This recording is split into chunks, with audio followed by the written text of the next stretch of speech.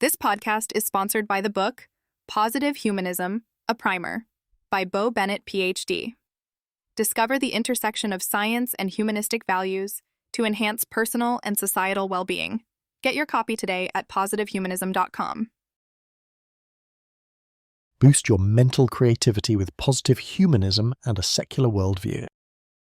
Discover how adopting positive humanism and a secular worldview can enhance your mental creativity and personal flourishing for a more fulfilling life. Unlocking mental creativity, a fresh perspective on growth. Hey, I've been thinking a lot about creativity lately. Not just the artsy, paint on a canvas kind, but that deeper mental creativity that helps you solve problems, come up with new ideas, and really flourish in life. You know, how we can reshape the way our minds work to become more innovative and open? It turns out the key is less about some mysterious talent and more about adopting the right mindset and worldview. Let me tell you what I've learned. First off, creativity isn't just for artists or writers. It's something every one of us can tap into. It's about the ability to recognize patterns, make new connections, and imagine alternatives. But what holds many people back is how they view their world and themselves. That's where ideas from positive humanism and applied humanistic philosophy come in. Positive humanism, for example, blends the best ideas from positive psychology with a secular worldview. Basically, it focuses on helping people thrive here and now, without relying on supernatural beliefs. Instead, it's about emphasizing humanistic values like reason, empathy, and a commitment to personal flourishing.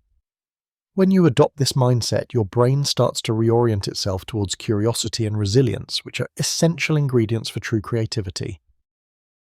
Why does the secular worldview matter here? Because it encourages us to look at the world through a lens of evidence and human experience, rather than predetermined doctrines. It frees you up from rigid thinking and fear of failure. Once you're free from those constraints, your mind becomes a playground for ideas.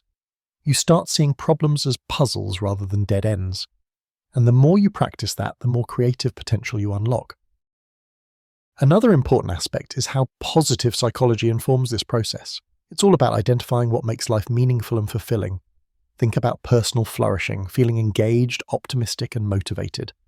The research shows that when people feel psychologically safe and optimistic, their creative output naturally increases. They're willing to take risks, explore new solutions, and innovate. So practically speaking, how do you boost your mental creativity following these principles? Challenge your assumptions. Whenever you catch yourself thinking, this is how things are, pause and ask, could there be a different way? This trains your brain to break out of habitual thinking patterns. Practice mindfulness and reflection. Take time each day to clear your mind or journal. Reflecting on your experiences from a detached, curious place builds mental flexibility, helping ideas flow more freely. Embrace curiosity. Make it a habit to learn something new regularly. Explore unfamiliar topics without judgment. This cross-pollination of ideas sparks creativity. Focus on growth over perfection. Adopt an attitude that values learning and personal development rather than being right.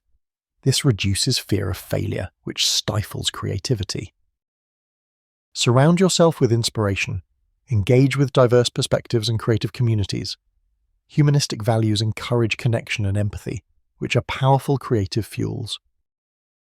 One resource I found incredibly helpful in pulling all these ideas together is the book Positive Humanism, a Primer by Bo Bennett, PhD. It explains how combining applied humanistic philosophy with positive psychology and a secular worldview can help you unlock your moyo, not just creatively, but in living a more meaningful and flourishing life. It's a great guide if you want to see how all these pieces fit and are actionable in everyday living. If you want to learn more about how this approach can transform your creativity and personal growth, you should definitely check out Positive Humanism, a Primer. The book offers practical wisdom rooted in science and humanistic thought, perfect for anyone interested in fostering creativity while pursuing a richer, more fulfilled life. So bottom line, your creative mind isn't stuck or limited by some innate talent or gift. It's waiting for you to feed it with curiosity, supported by a worldview that encourages growth and personal flourishing. Embracing positive humanism not only empowers you to solve problems and innovate, but also leads to a life filled with purpose and satisfaction. Give this approach a shot. You might just find your creative energy flourishing in ways you never imagined. Ready to start your journey toward increased creativity and personal flourishing? Learn more about the book and start your journey to flourishing today.